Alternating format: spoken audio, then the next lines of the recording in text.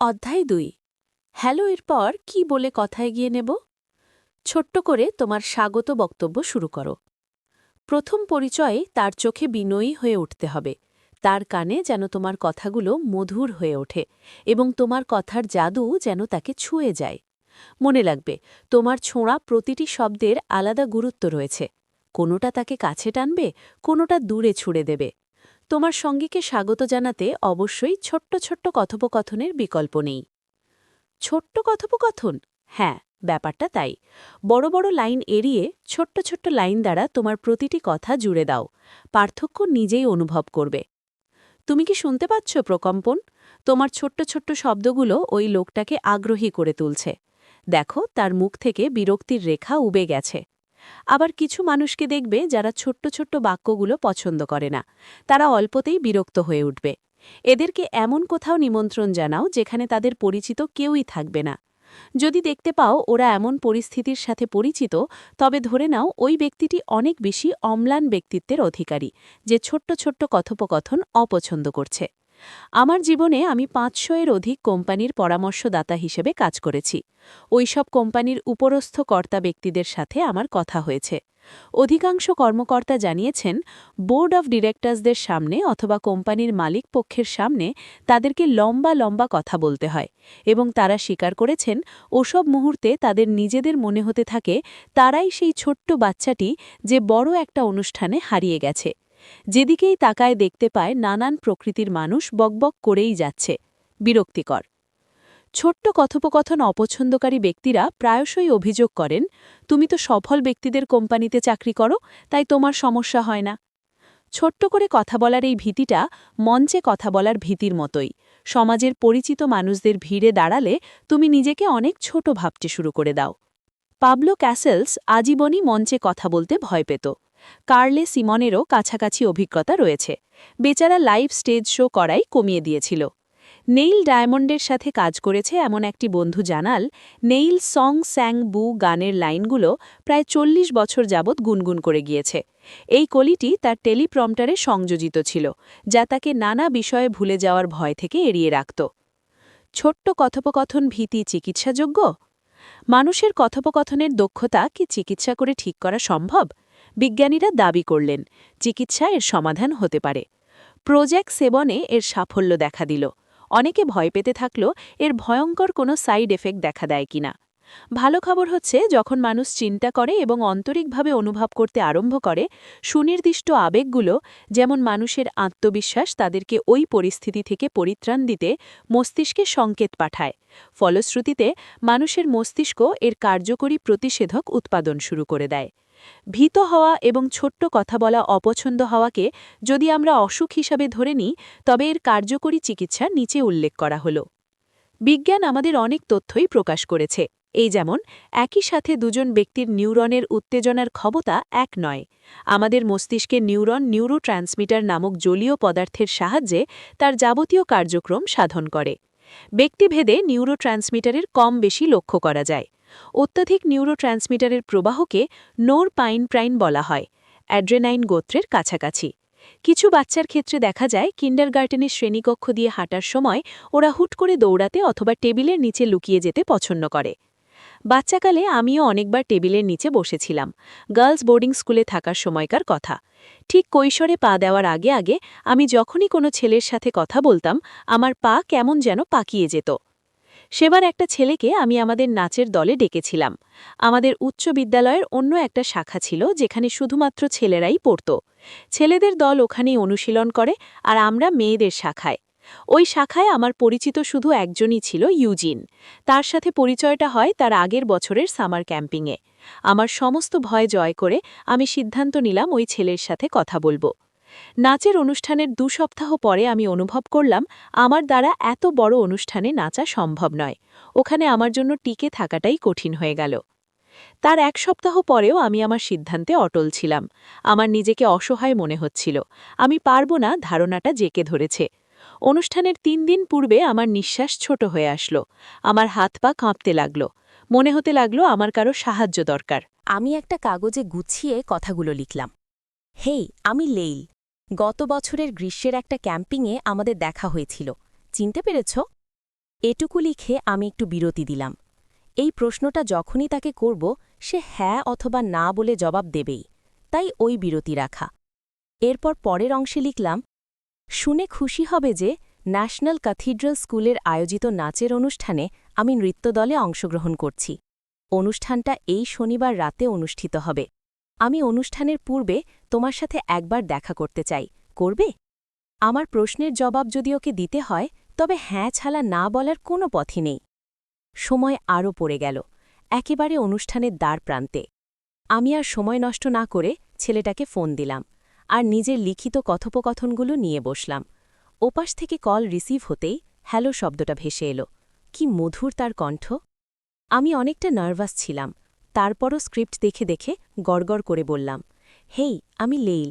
গত বছরের গ্রীষ্মের একটা ক্যাম্পিংয়ে আমাদের দেখা হয়েছিল, চিনতে পেরেছ? সে জবাব দিল, খুব ভালোভাবেই চিনতে পেরেছি লেইল। তারপর গড়গড় করে পরের অংশ পড়লাম।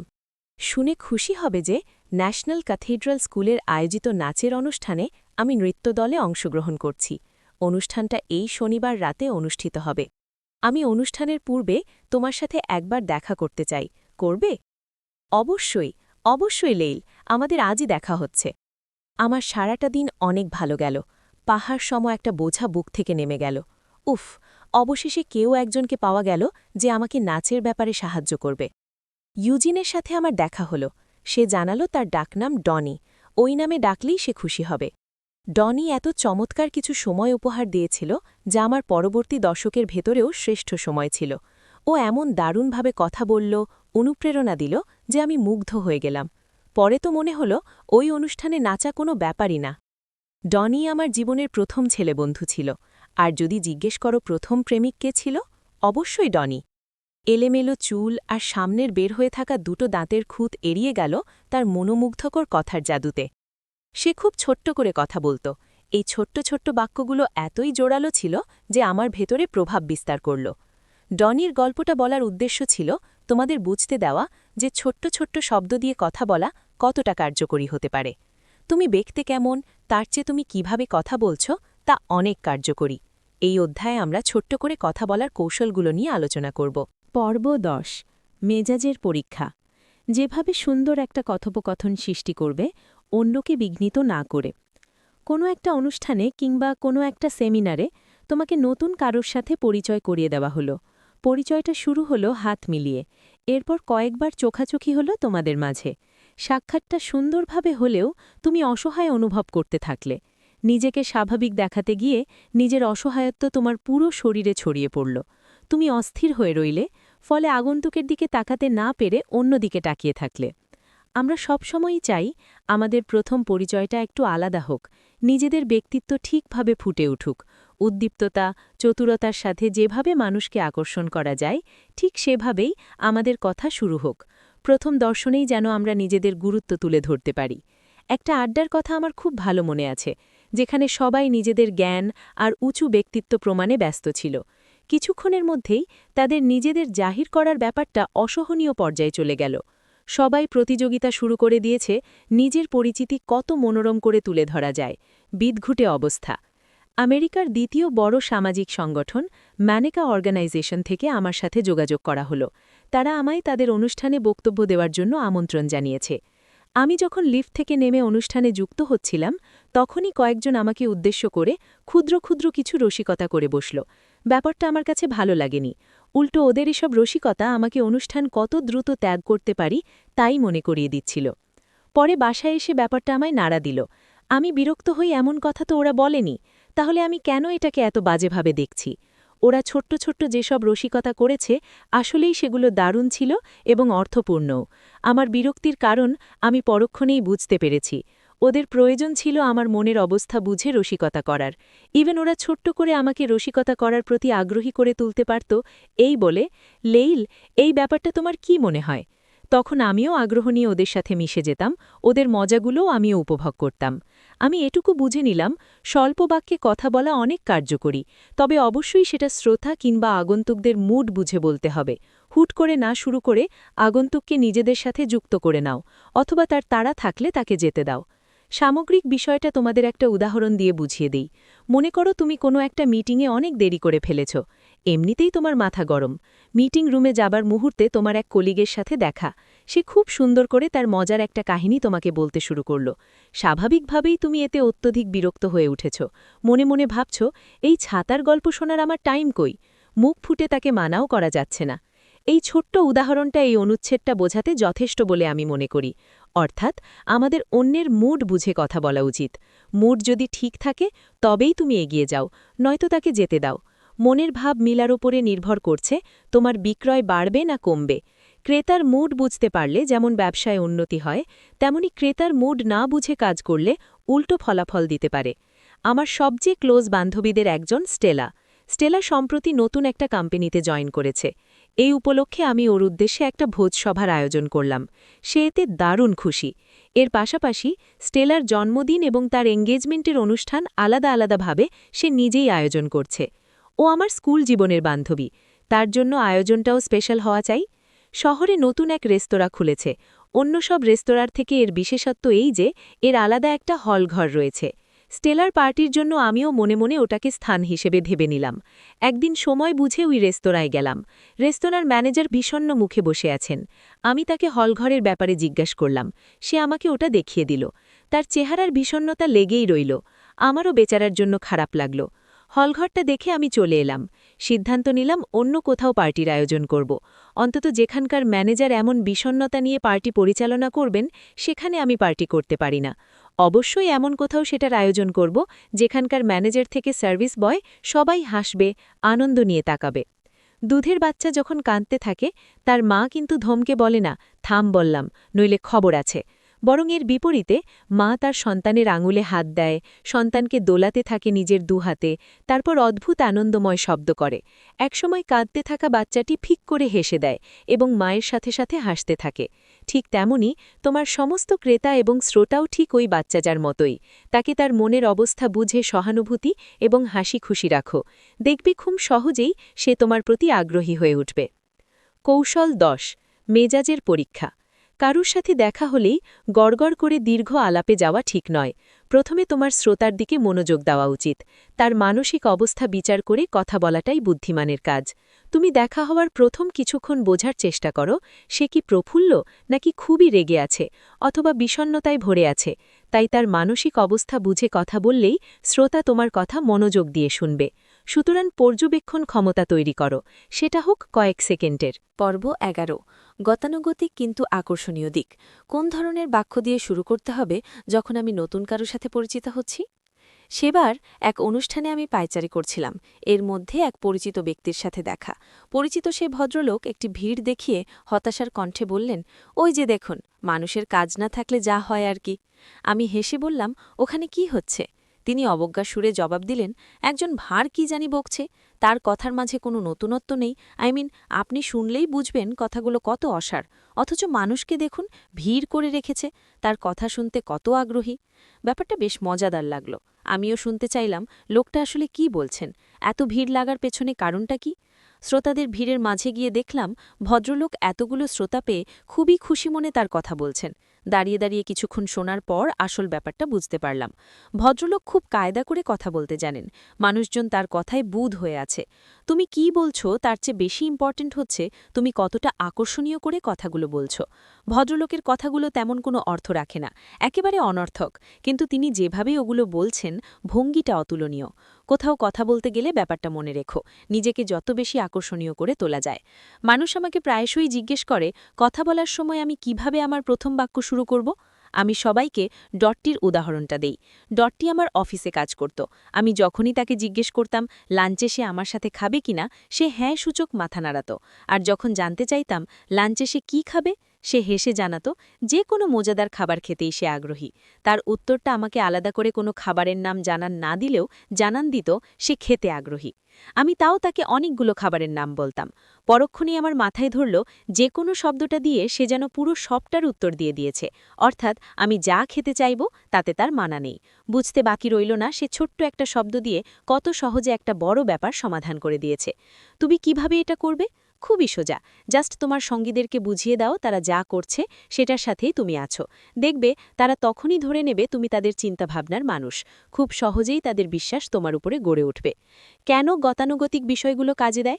স্যামুয়েল আই হায়াকানা ছিলেন একাধারে কলেজ সভাপতি, মার্কিন সিনেটর এবং ভাষার উপরে তার ছিল দারুণ দক্ষতা। তার আরেকটা পরিচয়, তিনি একজন জাপানি বংশোদ্ভূত আমেরিকান। স্যামুয়েল চমৎকার একটি গল্প আমাদের কাছে তুলে ধরেছিলেন, যেটি আমি এখানে উল্লেখ করছি। ১৯৪২ সালে দ্বিতীয় বিশ্বযুদ্ধের শুরুর দিকের ঘটনা। জাপান এবং আমেরিকা একে অপরের চিরশত্রু। আমেরিকার শহরগুলোতে রটে গেছে যে আমেরিকায় অবস্থানরত জাপানিরা ওদের বিরুদ্ধে গুপ্তচর বৃত্তি চালিয়ে যাচ্ছে। প্রচুর পরিমাণে গুপ্তচর চারদিকে ছড়িয়ে পড়েছে বলেও কোথাও কোথাও শোনা গেল। ফলে মানুষজন ব্যাপারটা বিশ্বাস করবে না, এড়িয়ে যাবে, এর কোনো পথ রইল না। স্যামুয়েল বেচারা জাপানি বংশোদ্ভূত একজন আমেরিকান। তার চেহারা দেখে খুব সহজেই তার পূর্বপুরুষদের দেশ জানা সম্ভব। ফলে তিনি পড়ে গেলেন এক অদ্ভুত বিড়ম্বনায়। যেদিকেই যায় মানুষ টেরা চোখে তাকায়। সবাই ওনাকে একজন গুপ্তচর হিসেবে সন্দেহ করতে থাকে। এই গুজবের মাঝে তার সাধ্যও নেই সবাইকে নিজের অবস্থান পরিষ্কার করার। তবুও তিনি সুযোগ পেলেই তা করে বসতেন। উইসকনসিনের ওসকস রেলওয়ে স্টেশনে তিনি ট্রেনের অপেক্ষায় দাঁড়িয়ে আছেন। ঠিক তখনই ওপাশ থেকে সন্তান নিয়ে এক দম্পতি ওনার দিকে এগিয়ে এলো। দম্পতির বিস্ফোরিত চেহারা দেখে স্যামুয়েল আগত দম্পতির মনের অবস্থা বুঝে গেছেন। নিশ্চিত তাকে গুপ্তচর হিসেবে সন্দেহ করছে ওরা। যে কোনোভাবে পরিস্থিতি স্বাভাবিক করা উচিত, মনে মনে ভাবল স্যামুয়েল। তিনি পুরুষ লোকটির দিকে তাকিয়ে একটা হাসি দিলেন। আজ বোধহয় ট্রেন লেটই করছে, কি মনে হচ্ছে আপনার? ভদ্রলোক কিছুটা চোখ টেরা করে বলল, তা বটে। সময়টা শীতকাল। শীতকালে বাচ্চা নিয়ে ভ্রমণ করা ঝামেলার কাজ। তার উপরে ট্রেনও লেটে চলছে। স্যামুয়েল সুযোগটা নিলেন। তিনি সহানুভূতি নিয়ে বললেন, শীতকালে বাচ্চা নিয়ে ভ্রমণ করাটা ঝামেলার কাজ, ট্রেনও চলছে লেটে, কি আর করবেন ভাই, আমার মতো ধৈর্য ধরে কিছুক্ষণ থাকুন। নিজের কৌশলে নিজেই তিনি মনে মনে খুশি হলেন, কারণ দম্পতির চেহারা থেকে সন্দেহের ভাবটা চলে গেছে। তারা খুবই রিল্যাক্স হয়ে বসলেন। স্বামী ভদ্রলোক এবার হেসে স্যামুয়েল সাহেবের সাথে একমত হলেন। ঠিক বলেছেন ভাই সাহেব, ফেঁসেই গেছি। আচ্ছা, কিছু মনে না করলে আপনাকে একটা কথা জিজ্ঞেস করি? আপনি যেহেতু একজন জাপানি, প্রশ্নটা আর চেপে রাখতে পারছি না। তিনি আন্দাজ করতে পারলেন এই ভদ্রলোক কী নিয়ে কথা বলবেন। তিনি হেসে বললেন, অবশ্যই, বলে ফেলুন। একজন জাপানি হিসাবে আপনার কি মনে হয় জাপান এই যুদ্ধে আমেরিকার বিরুদ্ধে জিততে পারবে? স্যামুয়েল হায়াকানা নড়ে চড়ে বসলেন। তার পরের বুদ্ধিদীপ্ত উত্তরটা ছিল এমন, আমার জানাশোনার লেভেল আপনার মতোই, খুব বেশি কিছু জানি না। নিউজপেপার থেকে একটু জেনেছি। শুনলাম জাপানের রসদ সরবরাহ শেষের দিকে, কয়লা আর স্টিলের যথেষ্ট ঘাটতি রয়েছে। এই শক্তি দিয়ে আমেরিকার মতো এত শক্তিধর একটা দেশকে হারানো আমার মতে অনেক কঠিন হবে। আমেরিকান ভদ্রলোক তার উত্তরে খুশি হয়েছেন। অথচ স্যামুয়েল সাহেব এই সমস্ত কিছু নিজের অল্প জানাশোনা থেকে বলেছেন। তিনি এই বিষয়ে ধরতে গেলে কিছুই জানেন না। রেডিওতে গত কয়েক সপ্তাহ ধরে এসব নিয়ে ধারাভাষ্য চলছে। ওখান থেকে যা মনে আছে তাই বললেন। আমেরিকান ভদ্রলোক এবার আরেকটু রিল্যাক্স হলেন। জানতে চাইলেন, আপনার পরিবারের সবাই ভালো আছেন তো? তারা এখন কোথায়? আশা করি তারা যুদ্ধক্ষেত্র থেকে বাইরে আছেন। তারা কেমন আছেন ঠিক বলতে পারছি না। তারা সবাই এখনও জাপানেই আছেন। দম্পতির দুজনের চেহারায় সহানুভূতি ফুটে উঠেছে। তারা দুজনই এবার জানতে চাইলেন, আপনার পরিবারের সবার সাথে নিয়মিত যোগাযোগ হয় কি? যুদ্ধের এই অবস্থায় জাপান একটা যুদ্ধক্ষেত্র, সেক্ষেত্রে যোগাযোগ হওয়াটা সম্ভব নয়। তিনি ম্লান হেসে বলেন, সেটা কি আর সম্ভব? দম্পতি দুজনের উৎকণ্ঠা আরও বেড়ে যায়। তার মানে যুদ্ধ শেষ হওয়া ছাড়া আপনি তাদের কোনো খোঁজই পাবেন না? তাদের আরও অনেক কথাই হলো। স্যামুয়েল আই হায়াকানার এই চমৎকার গল্পটি তোমাদের এই কারণে শোনানো, যাতে করে তোমরাও এমন বিব্রতকর পরিস্থিতিকে নিজের অনুকূলে আনতে পারো। যেই লোকটাকে তারা এতক্ষণ সন্দেহের চোখে দেখেছে, অথচ তাকেই খুব সহজে আপন করে নিল। এজন্য অবশ্যই স্যামুয়েল সাহেবের দক্ষতা কাজে লেগেছে। তোমাদের বলতে চাই, হতে পারে তোমার কাছে বিশদ জ্ঞান না থাকতে পারে, অথচ যদি শুধুমাত্র টেকনিক আর শারীরিক অঙ্গভঙ্গি ঠিকভাবে ফুটিয়ে তোলা যায়, সবাই তোমার পাশেই দাঁড়াবে, তা তুমি যতই ভার বলো না কেন। মনে রাখবে, তোমার কায়দা-কানুন জানাটা বেশ জরুরি। গতানুগতিক চিন্তাধারা থেকে উত্তরণ। সবসময় বাস্তব জীবনের সমস্যা নিয়ে কথা না বলাটাই শ্রেয়। কথোপকথনের এক পর্যায়ে যদি বুঝতে পারো তোমার সঙ্গী নিজেকে চতুর কিংবা জ্ঞানী হিসাবে জাহির করতে চাচ্ছে, তোমারও একই কাজ করার দরকার নেই। বরং তুমি তার কথাগুলো শোনো এবং ওগুলোর প্রাসঙ্গিক কথা বলো। যদি তুমি নিজেকে তার মতো জাহির করার প্রচেষ্টা চালাও, তবে এটা ঠিক ওই মিনসান কোম্পানির ওই কর্মকর্তাদের মতো হয়ে যাবে, যারা নিজেদের জ্ঞান জাহির করতে চেয়েছিল। সবসময় মনে রাখতে হবে, মানুষ তোমার বলার ধরন বেশি পছন্দ করে, কি বলছো তা নয়। কৌশল 11। গতানুগতিক কিন্তু আকর্ষণীয়। কিভাবে কথোপকথন শুরু করবে এই নিয়ে চিন্তিত? তুমি বোধহয় ভুলেই যাচ্ছ যে ৮০% মানুষ তুমি কিভাবে শুরু করছো তার দিকে কোনো মনোযোগ দেয় না। ইভেন তারা এটা জানতে আগ্রহী নয় যে তুমি কত জ্ঞানগর্ভ বিষয়ে আলোচনা করছো। বরং অনেকেই এই ব্যাপারে আগ্রহী যে তুমি কতটা মধুর এবং আগ্রহ করে কথোপকথন করছো। তোমার আগ্রহ এবং মনোবল তোমার শ্রোতাকে তোমার দিকে আকর্ষণ করবে। কি কথা দিয়ে শুরু করব, এর চেয়ে কতটা মধুর করে শুরু করব এটা বেশি গুরুত্ব রাখে। লিভারউডস ছাড়া যে কোনো কিছু। আবারও ডটটির কাছে ফিরে যাই। একদিন সে স্যান্ডউইচের আশায় বসে আছে। আমি তখনই দরজা দিয়ে যাচ্ছিলাম, তাকে দেখে জানতে চাইলাম, তুমি কি কিছু খাবে? ডটটি জানালো, লিভারউডস ছাড়া যে কোনো কিছু আনলে খুশি হব। আমি তাকে ধন্যবাদ দিলাম। অন্তত এমন কিছুর নাম তো বলেছে যা সে খাবে না। তখনও তার মাঝে সেই যে কোনো কিছু কথাটা স্পষ্ট। অতএব কথাবার্তা বলার ক্ষেত্রে আমাদের প্রথম বাক্য বিনিময়তা খুবই গুরুত্ব বহন করে। ওই সময় যদি তুমি কারো বিরুদ্ধে অভিযোগ করো, তবে তুমি একজন অভিযোগকারী হিসাবে পরিচিতি পাও। যদি মাথা গরম করে কথা বলো, তবে একজন বদমেজাজ হিসাবে প্রকাশ পাও। আবার যখন কাউকে অসম্মান করে কথা বলো, তখন নিজে ইতর হিসাবে উপস্থিত হও। এবং যখন কারো প্রশংসা করো, তখন চাটুকার হিসাবে নিজের নাম লেখাও। সুতরাং কখন, কোথায়, কিভাবে কথা বলছো তা গুরুত্ব বহন করে। বিভিন্ন জায়গায় নিশ্চয়ই খেয়াল করেছ, কিছু ব্যক্তি নানা ধরনের প্রশ্ন দিয়ে কথাবার্তা শুরু করে। এই যেমন, বাহ, এই জামাটা কথা থেকে কিনেছে? আরে, এই প্রোগ্রামের আয়োজক যেন কে? আরে, তুমি অমুক না? তোমাকে তো আজ দারুণ দেখাচ্ছে। এই সব প্রশ্নের অধিকাংশের উত্তর প্রশ্নকর্তার জানা থাকলেও সেই প্রশ্নগুলো করে কেন জানো? কথোপকথন শুরু করতে। আসলে হুট করে তো আর কথা বলা যায় না। সামনে তোমাদের জন্য দারুণ কিছু কৌশল আলোচনা করা হবে। এই যেমন কোনো নতুন জায়গায় যে কারো সাথে কিভাবে কথা বলবে। পড়তে থাকো পরের অংশগুলো। পর্ব ১২। সব সময় হোয়াট ইজ ইট সঙ্গে রাখো। হোয়াট ইজ ইট আবার কি? যেই কৌশলকা এখন আলোচনা করব তা যেমন সামাজিক জীবনে কাজে দেবে, তেমনি পেশাদারি জীবনেও কাজ করবে। এই কৌশলটা খাটালে তোমাকে বিশেষভাবে কিছুই করা লাগবে না। শুধুমাত্র নিজের মাঝে একটা হোয়াট ইজ ইট ভাব ধরে রাখতে হবে। ব্যাস, আর কিছুই না। হোয়াট ইজ ইট কৌশলটা আসলে কি? তার আগে আমি ভেঙে বলি, হোয়াট ইজ ইট আসলে হোয়াট ইজ ইট, এটা কি? হোয়াট ইজ ইটকে একত্রে টেনে বললে শোনায় হোয়াট ইজ ইট। তুমি এমন কিছু সাথে রাখতে পারো যেটা দেখে মানুষ বিস্ময় নিয়ে দেখবে। হতে পারে তোমার হাতের ঘড়িটা একেবারে ভিন্ন, হতে পারে তোমার চশমাটা নজরকাড়া। হাজার মানুষের ভেতরেও তোমাকে আলাদা করে দেয় এমন কিছু পড়া নিশ্চয়ই মন্দ নয়। দেখবে সবাই তোমার দিকে তাকিয়ে আছে। অনেকে এসে প্রশ্ন করবে, এটা কি মশাই, হোয়াট ইজ ইট? এরপর একে একে নতুন প্রশ্ন আসতে থাকবে, এটা কোথায় পেয়েছেন? কেউ যখন যেঁচে এসে কথা বলবে, তোমার আর কি চাই?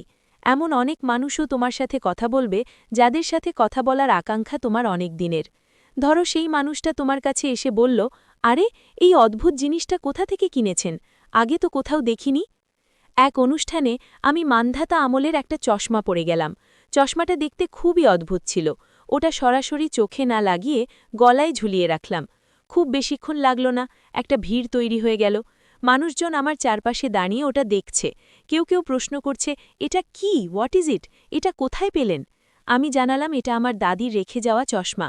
দাদি মারা যাবার পর ঘরে পড়েছিল, ভাবলাম আমিই ব্যবহার করি এটা। চারদিকে গুনগুন শুরু হলো। কথায় কথায় প্রশ্ন এসে গেল, এই চশমার বয়স কত? কিংবা আমার দাদি কিভাবে মারা গেল? কেউ কেউ দাদির জন্য সহানুভূতি দেখাতে লাগল। উৎসুক কেউ কেউ চশমাটা হাতে নিয়ে দেখল, চোখে লাগালো, কেউ বা প্রশংসা তুলল। আসলেই পুরনো জিনিসের সৌন্দর্য অনেক বেশি। আমার আর কিছুই করা লাগেনি। একটা ভিড় দাঁড়িয়ে গেল যার কেন্দ্রবিন্দুতে আমি।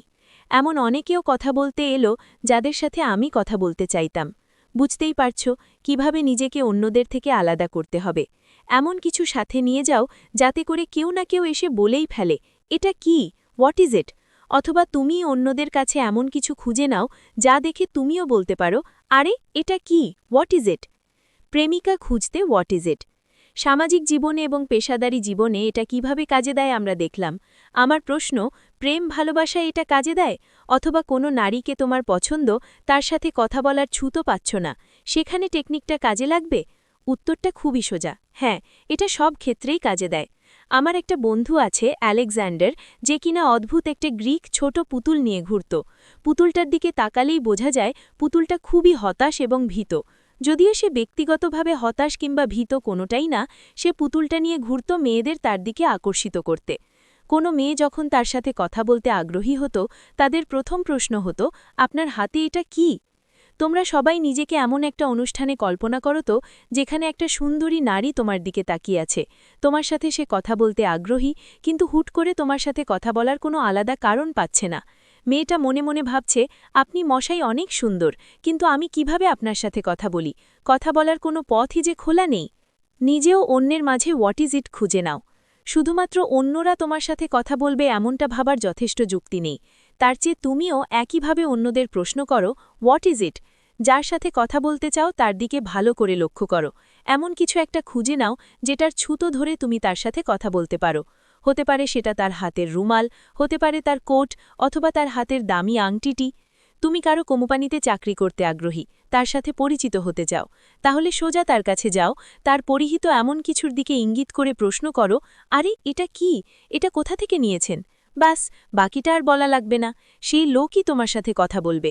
অবশ্যই সব সময় এমন কিছু করো যাতে মানুষ তোমার কাছে জানতে চায় এটা কি, অথবা এমন কিছু অন্যের কাছে তুমি খুঁজে নাও যাতে তুমিও বলতে পারো, আরে এটা কি?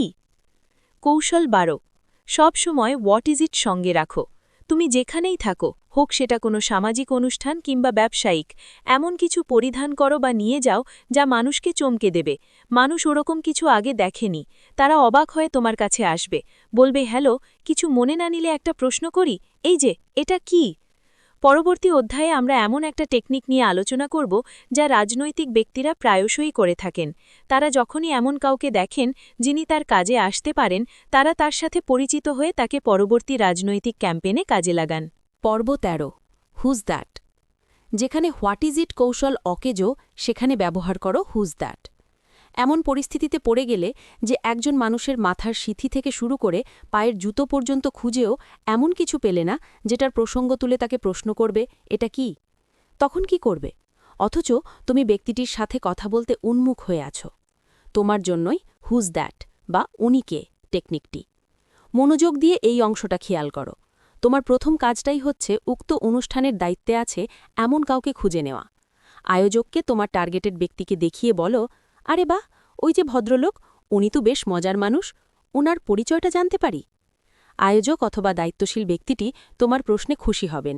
তার প্রোগ্রামে এসে এমন উৎসাহী কাউকে পেয়ে নিশ্চয়ই ভেতরে ভেতরে পুলকিত বোধ করবেন। তোমার কাজ হয়ে গেছে। উক্ত দায়িত্বশীল তোমাকে তোমার টার্গেট সম্পর্কে পরিচিতিমূলক কিছু কথা বলবে, এই যেমন তিনি কি করেন, তার প্রিয় কাজ কি, ইত্যাদি ইত্যাদি। ওগুলো মনোযোগ দিয়ে শোনো। তারপর ওই পুরুষ কিংবা মহিলাটির সামনে দাঁড়াও। ধরো, দায়িত্বশীল আয়োজক তোমাকে জানালো, হ্যাঁ, আপনি জো স্মিথের কথাই বলছেন। সে আসলেই মজার লোক। তার বর্তমান চাকরি সম্পর্কে আমার ধারণা নেই, তবে এটা বলতে পারি সে টেনিস খেলতে খুবই পছন্দ করে। ওহো, তোমার রসদ সংগ্রহ শেষ। এবার জো স্মিথের দিকে এগিয়ে যাও। তাকে বলো, আপনার নামই তো জো স্মিথ। সুসানের সাথে আপনাকে নিয়েই আলোচনা হচ্ছিল। শুনলাম আপনি দারুণ টেনিস খেলেন। তা মশালি, আপনি কোন মাঠে টেনিস খেলেন? একদিন তো দেখতে আসতেই হয়। কৌশল ১৩ হুজ দ্যাট বা উনিকে। Who is that? এই কৌশলটা বিশেষ করে রাজনৈতিক ব্যক্তিরা ব্যবহার করেন। চাইলে যে কোনো ব্যক্তি এই বিশেষ গুণটি আত্মস্থ করতে পারে। বেশি কিছু লাগবে না। আয়োজক থেকে জাস্ট তোমার টার্গেটেড ব্যক্তি সম্পর্কে কিছু তথ্য নাও। তারপর একটু সাহস করে এগিয়ে যাও, তোমার কাজ হয়ে যাবে। পর্ব ১৪ আড়িপাতা। ওদের কথায় আড়ি পাতলাম এবং সুযোগ বুঝে বললাম, হ্যালো। একজন সুদর্শনা নারীকে দেখে তোমার ভালো লেগে গেল। তোমার মনে হতে থাকল এখনই তার সাথে গিয়ে কথা বলে ফেলা উচিত। অথচ হোয়াট ইজ ইট কিংবা হুজ দ্যাট কোনো টেকনিকই এই ক্ষেত্রে কাজে লাগানোর উপায় নেই। উপরন্তু ওই নারী তার বন্ধুদের একটি বড় দলের সাথে আড্ডায় মেতে আছে। তুমি চাইলেও তার সাথে কথা বলা সম্ভব নয়। এমন কঠিন মুহূর্তে তোমার নিজেকে অসহায় মনে হবে। অথবা ধরে নাও ওই রমণীর জায়গায় একজন পুরুষ দাঁড়িয়ে আছে। তারপরও তোমার অবস্থা একই থেকে যাবে। কখনো ভেবে দেখেছ বড় বড় রাজনৈতিক ব্যক্তিরা মানুষের কাছে আসতে ২ মিনিট ভাবে না? কোনো বাধাই তাদের আটকাতে সক্ষম হয় না। কারণ বর্তমান এই কৌশলটা ওই রাজনৈতিক ব্যক্তিরা অত্যধিক পরিমাণে চর্চা করেন। তাদের মাত্রাতিরিক্ত আড়ি পাতার অভ্যেস রয়েছে। তারা ভিড়ের আশপাশের ছায়ার মতো ঘুরঘুর করে, আনতে শুনতে চেষ্টা করে ওখানে কী নিয়ে আলোচনা হচ্ছে। তাদের আড়ি পাতার এই স্বভাব বহু প্রাচীনকাল থেকেই হয়ে আসছে এবং এর সফলতার অসংখ্য নজিরও রয়েছে। তুমিও ঠিক একই কাজটা করতে পারো। ভিড়ের আশপাশে আড়ি পেতে থাকবে। তোমার মূল লক্ষ্যই থাকবে সুযোগ বুঝে ওদের আড্ডায় অনধিকার প্রবেশ করা, তবে সেটা বৈধভাবে। এ কারণে যখনই এমন কোনো শব্দ তোমার কানে আসবে যে বিষয়ে তুমি একটা স্পষ্ট ব্যাখ্যা দিতে পারবে, এগিয়ে যাও এবং তাদের সাথে যুক্ত হও। যেমন তুমি সোজা গিয়ে বললে, দুঃখিত, আপনাদের কথার মাঝে একটু বিঘ্ন সৃষ্টি করার জন্য। শুনতে পেলাম আপনারা ক্যানাডা নিয়ে কথা বলছেন। আমার ক্যানাডা নিয়ে জানার খুব আগ্রহ। পরের মাসে আমার ওখানে যাবার কথা রয়েছে। ক্যানাডা জায়গাটা কেমন? কোনো সাজেশন থাকলে দিতে পারেন। তাকিয়ে দেখো, এখন তুমি আলোচনার কেন্দ্রবিন্দুতে। সবাই তোমার সাথে কথা বলতে আগ্রহী হবে, এটা নিশ্চিত। হ্যাঁ, সুযোগ বুঝে তোমার টার্গেট করা ব্যক্তিটির সাথেও কথা বলে নিতে পারো। কৌশল ১৪, আড়িপাতা। হোয়াট ইজ ইট কিংবা হুজ দ্যাট, এই দুটি কৌশলের কোনোটিই কাজে লাগাতে পারছো না? তাহলে এখনই তুমি আড়ি পেতে শুনতে থাকো ওদের কথা, যাদের আড্ডায় তুমি অংশ নিতে চাও। তাদের আড্ডার যে কোনো একটা ছুতো ধরে ঢুকে যাও আড্ডায়, আর বলে ফেলো, আরে, এই ব্যাপারটা তো অনেক ইন্টারেস্টিং, আমিও এটা নিয়ে ইদানিং ভাবছিলাম। হয়ে গেছে, আর কিছুই লাগবে না। তোমাকে তাদের আড্ডায় তারা নিয়ে নিয়েছে। বিশ্বাস না হলে ট্রাই করেই দেখো। পর্ব ১৫। গতানুগতিকভাবে শহরের নাম উল্লেখ করো না। আধো আধো জবাব এড়িয়ে চলো। ঠিকভাবে সাজগোজ না করেই বোকার মতো সাজ নিয়ে কোনো অনুষ্ঠানে উপস্থিত হয়েছিলে? উপস্থিত হয়ে থাকলে লজ্জায় নিশ্চিত মাথা হেট হবার কথা। একটা বিস্তৃত পরিস্থিতিতে একজন জানতে চাইল, তোমার বাসো কোথায়, অথবা তোমার দেশের বাড়ি কই? এ দুটো প্রশ্ন তোমার ভেতরটা নাড়িয়ে দিল। কিভাবে এর জবাব দেবে বুঝে উঠতে পারছ না। নিজের অনিবার্য অপমান দেখে নিজেই চরম হতাশ হয়ে পড়েছ। উভয় ব্যাপারটা তোমাকে আরও বেশি নার্ভাস করে দিয়েছে নিশ্চয়ই। এমন প্রশ্নগুলো মাঝে মাঝেই আমাদের শোনা লাগে। সমাজের মানুষজন এমন প্রশ্নগুলো খুবই স্বাভাবিক মনে করে থাকেন। কোনো প্রশ্ন তোমাকে বিব্রত করতে পারে এমনটা ভাবার সময় কোথায়? প্রশ্নগুলো যতটা না তীক্ষ্ণ, তার চেয়ে বেশি তীক্ষ্ণতা নিয়ে প্রশ্নকর্তা চেয়ে থাকেন। ভুজং-ভাজং কিছু একটা বলে যে নিজেকে রক্ষা করবে, তাও খুঁজে পাচ্ছ না। নতুন পরিবেশে নতুনভাবে অনেকের সাথেই পরিচিত হতে হয়, আর পরিচয় মানেই তুমি কোথায় থাকো এবং তুমি কি করো। এই দুটো প্রশ্ন তোমাকে শুনতেই হবে। তুমি হয়তো এসেছ কোনো একটা অজপাড়া গাঁ থেকে, অথবা কোনো একটা সুপরিচিত শহর থেকে যার নামটা তুমি যে কোনো কারণে এড়িয়ে যেতে চাচ্ছ, হোক সেটা নিউ ইয়র্ক কিংবা লন্ডন শহর। তুমি যখনই আগ্রহ নিয়ে জবাব দাও, আমি নিউ ইয়র্ক থাকি, উত্তরটা তুমি যতটা হেসে গিয়েছ ততটা হেসেই প্রশ্নকারী জেনে নিল তুমি নিউ ইয়র্কে থাকো। এরপর দুপাশ থেকে নতুন করে কথা বলার কোনো প্রশ্নই পাওয়া যায় না। দুজনই কিছুক্ষণ হাঁ করে তাকিয়ে থাকো, নতুন কিছু প্রশ্ন খুঁজতে থাকো। ওই ক্ষেত্রে এটা বলাই বাহুল্য, তোমার এক শব্দের উত্তরটা যথাযথ হলেও যথেষ্ট নয়, কারণ তুমি এমনভাবে উত্তরটা দিয়েছ যে এক শব্দেই এর সমাপ্তি ঘটেছে। এই যেমন তোমার বন্ধু জেসি তোমায় বলল, কেমন আছো? তুমি উত্তরে বললে, ভালো। তোমার ভালো জবাবটার সাথেই কথোপকথন শেষ, কারণ তুমি কোনো প্রকার প্রশ্নবোধক কিছু বলনি, অথবা বলা যায় কোনো কথা বলার পথই রাখনি। ধরো তোমার উত্তরটা যদি এমন হতো, ভালো আছি, তুমি কেমন আছো? অনেকদিন দেখিনি তোমায়, কোথায় ছিলে? তুমিই বলো তো, তোমার জবাবটা এমন হলে কথোপকথন আরও দীর্ঘ হতো না? কিছুদিন পূর্বে একটা ট্রেড অ্যাসোসিয়েশন থেকে প্রধান বক্তা হিসেবে বক্তব্য দেওয়ার একটা অনুরোধ পেলাম। আমিও ওদের হ্যাঁ বলে দেই। তো অনুষ্ঠানের দিন উপস্থিত হতেই অ্যাসোসিয়েশন চেয়ারম্যানের সাথে সাক্ষাৎ হলো। ভদ্রমহিলা আমায় রসিকতা করে বললেন, আপনি এত সব কিভাবে করেন? আমিও পাল্টা জিজ্ঞেস করলাম, আপনিও কম যান কই, আগে আপনি বলুন, আপনি কিভাবে করেন? মিসেস ডেবলিন এবং আমি দুজনেই হাসতে লাগলাম। এমন রসিকতা আসলেই মজা দেয়। স্বভাবতই আমি জিজ্ঞেস করলাম, আপনি কোথায় থাকেন? তিনি জবাবটা দিলেন সাথে সাথেই, কলম্বাস, ওহিও। উত্তরটা শুনে আমার মাথায় নানাবিধ প্রশ্ন ঘুরপাক খেতে লাগল। কলম্বাস নামটার সাথে আমি পরিচিত হলেও এই কলম্বাস নামটা নানাভাবে পরিচিত। অনেকগুলো বিখ্যাত কলম্বাসের অস্তিত্ব রয়েছে আশেপাশে। ভদ্রমহিলা আমার দিক থেকে কিছু একটা শোনার জন্য আগ্রহ নিয়ে তাকিয়ে আছেন। আমিও কি বলবো ঠিক বুঝতে পারলাম না। আমার ঠিক কলম্বাস নিয়ে ধারণা নেই। এমন কিছুও খুঁজে পাচ্ছিলাম না যা দিয়ে জবাব দেব। তবুও হেসে অনেকক্ষণ পরে আমতা আমতা করে জবাব দিলাম, ও আচ্ছা, কলম্বাস, হ্যাঁ হ্যাঁ, নাম শুনেছি। মিসেস ডেবলিনের অবস্থা দেখে বুঝলাম তিনি কিছুটা লজ্জিত হয়েছেন। তার জবাবটা যে পরিপূর্ণ হয়নি তা বুঝতে পেরেছেন বলেই এমন লজ্জা পাচ্ছেন বলে আমার ধারণা। এরপর আমাদের আর কথা আগায়নি। দুজনই কেন জানি আগ্রহ হারিয়ে ফেললাম। ভদ্রমহিলার জবাবটা শুনে মনে হচ্ছিল তার অবস্থা সেই সৈনিকটির মতো হয়েছে যার হাতে একটা ছুরি বিদ্ধ হয়ে আছে, অথচ তার অফিসার তাকে জিজ্ঞেস করছে, তোমার অ্যাপেন্ডিক্সটা ঠিক কোথায় অবস্থিত বলতে পারবে? পরক্ষণেই আমার মাথায় এই কৌশলটা এলো, কিভাবে আমরা এরকম পরিস্থিতি এড়িয়ে যেতে পারি। কৌশল ১৫। গতানুগতিকভাবে শহরের নাম উল্লেখ করো না। জীবনের নানা পর্যায়ে তোমার বাসা কোথায় এই প্রশ্নটার সম্মুখীন আমাদের হতেই হয়। সেক্ষেত্রে উত্তর দেওয়ার ক্ষেত্রে আমাদের সতর্ক থাকা উচিত। এক শব্দে উত্তর দেওয়া এড়িয়ে তোমার বাসস্থানের সাথে সম্পৃক্ত এমন কিছু বিশেষণ জুড়ে দেওয়া উচিত যাতে লোকে তোমার সাথে বাড়তি কথা বলতে আগ্রহী হয়। এই যেমন, আমি থাকি অমুক শহরে, যেটি অমুক কারণে বিখ্যাত। নানা ধরনের বিশেষত্ব আছে আমাদের প্রায় সকলের জন্মস্থানেরই। দেখো, প্রশ্নকারী তোমার সাথে কথা বলার মতো অনেকগুলো পয়েন্ট পেয়ে গেছে। শিকার বোঝে ফাঁদ। একজন মৎস্য শিকারী তার ফাঁদ তৈরির ক্ষেত্রে কিছু ভিন্নতা রাখে। চিংড়ি থেকে শুরু করে হিংস্র তিমি পর্যন্ত মাছেদের ধরার ক্ষেত্রে ফাঁদগুলোতে ব্যতিক্রম হয়। চিংড়ি ধরার ফাঁদ যেমন তিমিতে কাজে দেবে না, তেমনি তিমি ধরার ফাঁদ ইলিশ ধরায় অকার্যকর। কোনো ব্যক্তির সাথে পরিচয়ের ক্ষেত্রে আমাদের অবশ্যই মানুষের ভিন্নতা লক্ষ্য করতে হবে। একজন চিত্রকার আর একজন রাজনৈতিক ব্যক্তি একই ধরনের কথা বলবেন না। তাই অবশ্যই তোমাকে স্থান, কাল এবং পাত্র বুঝে কথা বলা উচিত। এই যেমন, এক চিত্র প্রদর্শনীতে এক ভদ্রলোকের সাথে পরিচয়। তিনি আমায় জিজ্ঞেস করলেন, আপনি কোথা থেকে এসেছেন? আমি হেসে জবাব দিলাম, ওয়াশিংটন ডিসি। আপনি নিশ্চয়ই জানেন, ওয়াশিংটন ডিসি এবং প্যারিস দুটো শহরই একই নকশাকারের অবদান। আমার উত্তরে তিনি খুশি হলেন। খুব সহজেই আমরা আমেরিকা এবং ইউরোপের বিভিন্ন শহর কাঠামো নিয়ে আলোচনা করলাম। প্রসঙ্গত আরও অনেক কথাই এলো। ইউরোপ ভ্রমণ কিংবা ইউরোপের সংস্কৃতি কি আর বাদ যাবার? পরের ঘটনাটা ভিন্ন। সেবার এক সামাজিক প্রোগ্রামে গেলাম। এক ভদ্রলোক আগ্রহ নিয়ে কথা বললেন। তিনি জানতে চাইলেন, আপনি কি এখানকার স্থানীয় বাসিন্দা? আমি কিছুটা অবাক হলেও অবস্থা আন্দাজ করে জবাব দিলাম। সামাজিক অনুষ্ঠানে কি জাতীয় মানুষের আনাগোনা থাকে আমার বেশ জানা। আমি সেইভাবেই বললাম, জি না, মূলত আমি ওয়াশিংটন ডিসির বাসিন্দা। কিন্তু ওখানকার পরিবেশ ঠিক ভিন্ন। এক এক পুরুষ ৫-৬ জন নারী নিয়ে ঘুরে বেড়ায়। কি বিচ্ছিরি এক অবস্থা। তাই আজকাল ওখানে আর থাকা হয় না। ভদ্রলোক আমার জবাবে বেশ আগ্রহী হলেন। তিনিও একমত হলেন, আজকাল এমন অহরহ ঘটছে।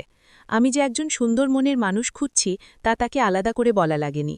আমাদের কথা আগাতে লাগলো আমাদের মতো করে। এখন ভাবছ, যদি একজন রাজনৈতিক ব্যক্তির সম্মুখীন হই? ব্যাপারটা অন্য সবার চেয়ে সহজ। ওয়াশিংটন ডিসির সাম্প্রতিক কোনো রাজনৈতিক ইস্যু তুলে দাও, তোমাদের কথোপকথন শুধু চলবেই না, বরং দৌড়াবে। মজার ব্যাপার হলো, আমরা অনেকেই ভেবে তটস্থ হয়ে আছি যে এসব ইনফরমেশন কারো সাথে আলোচনা করতে গেলে হুটহাট তথ্যগুলো কোথায় পাব। এই অযৌক্তিক প্রশ্নটা ধোপে টেকার নয়। আজ ইন্টারনেট সবার হাতে হাতে পৌঁছে গেছে। যে প্রশ্নটা তোমাকে সারা জীবন শুনতে হবে, ওটার জন্য কি একটু কষ্ট করা যায় না? আজই google.com থেকে তোমার শহরের গুরুত্বপূর্ণ তথ্যগুলো জেনে নাও। কবি, সাহিত্যিক, রাজনৈতিক ব্যক্তিত্ব, এছাড়াও নানা গুণীজন যাদের দেশের সবাই চেনে, তাদের সম্পর্কে তথ্য পড়ে ফেলো ফটাফট। সময়, কাল এবং পাত্র বুঝে তুমি কথা বলো, তোমার সফলতা নির্ধারিত। পর্ব ১৬। গতানুগতিকভাবে পদবি উল্লেখ করো না। অনিবার্য প্রশ্নের জবাব। তুমি কোথায় থাকো? এই প্রশ্নটির উত্তর দেওয়ার পরপরই নিশ্চিতরূপে ধরে নিতে পারো পরের যে প্রশ্নটি বারুদের বেগে তেড়ে আসবে তা হচ্ছে, তা তুমি কি করো? জবাবের ক্ষেত্রে আগের মতোই সতর্ক থাকবে। কোনো অবস্থাতেই এক শব্দে জবাব দেওয়া যাবে না। এটাও মাথায় রেখো, কার সাথে কথা বলছো, কোথায় কথা বলছো। ধরো, পেশাগত জীবনে তুমি একজন ডাক্তার বা ইঞ্জিনিয়ার, অথবা এমন কোনো পেশায় নিযুক্ত আছো যে লোকের নাম শুনেই চোখ বড় বড় করে তাকায়। বুঝতে চেষ্টা করে এটা আবার কোন বিষয়। প্রশ্নকারী তোমার জবাব পেয়ে অনেক সময় ও আচ্ছা বলে চলে যেতে পারেন। সব বিষয় সম্পর্কে সবার ধারণা থাকে না, আবার চেয়ে অনেকে জিজ্ঞেসও করেন না। অন্যের সামনে নিজেকে বুদ্ধিমান প্রমাণ করতে চাও? তবে তোমার উত্তরটা প্রশ্নকারীর উপযোগী করে নাও। যেমন, তোমার সামনে একজন মহিলা তার বাচ্চা নিয়ে দাঁড়িয়ে আছেন। তুমি এই প্রশ্নের উত্তরে বললে, আমি একজন সিভিল ইঞ্জিনিয়ার। সম্প্রতি আমাদের কোম্পানি একটি ভবন তৈরি করেছে যেখানে বাচ্চাদের জন্য আলাদা ফেসিলিটি রাখা হয়েছে। অথবা একজন ব্যবসায়ীর উত্তরে বললে, আমি একজন সিভিল ইঞ্জিনিয়ার। আমাদের নিউ ইয়র্কে প্রজেক্ট চলছে যেখানে আমি ফিল্ড ইনচার্জ হিসেবে আছি। বাট যা বুঝলাম, খরচ তো বেশিই যাচ্ছে। ৫০ কোটি টাকা অলরেডি শেষ হয়ে গেছে। নিজেকে পরিপূর্ণভাবে প্রকাশ করো। তুমি যার সাথে কথা বলছো সে বুঝবে এমন ভাষায় তাকে জবাব দাও। এক শব্দে জবাব দেওয়ার অভ্যেস থাকলে বদলানোর চেষ্টা করো। আমাদের মনে রাখা উচিত, সব মানুষ যেচে এসে কথা বলবে না, বরং তোমাকেই এমনভাবে কথা বলা উচিত যেন তোমার কথা থেকেই সে অনেকগুলো কথা বলার উপাদান পেয়ে যায়।